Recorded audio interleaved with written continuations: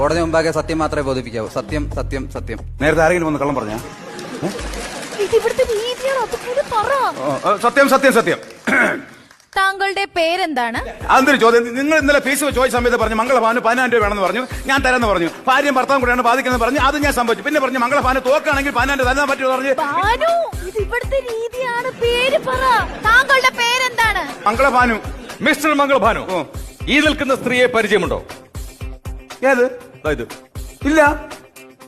മംഗളഭാനു ശ്രദ്ധിച്ചു നോക്കൂ. ഈ നിൽക്കുന്ന സ്ത്രീയെ പരിചയമുണ്ടോ? പരിചയമില്ല. നിന്റെ ഭാര്യയല്ലേ? ഇത് അറിയാമെങ്കിൽ പിന്നെ ചോദിക്കേണ്ട കാര്യം ഉണ്ടാ ഇതിന്. എന്റെ മംഗള ഭാനു, ഇത് കോടതിയുടെ രീതികളാണ്. ഉള്ളത് പറ. അറിയാം. ആക്ച്വലി എന്താണ് നിങ്ങൾ തമ്മിലുള്ള പ്രശ്നം? ആഴ്ചയിലല്ല പ്രശ്നം, ഡെയിലി പ്രശ്നമാണ്. അവളെ കല്യാണം കഴിച്ചതിന് ശേഷം ഡെയിലി പ്രശ്നം. എന്റെ ജഡേജ് നിങ്ങൾ മനസ്സിലാക്കി. അത് പിന്നെ ജഡ്ജ്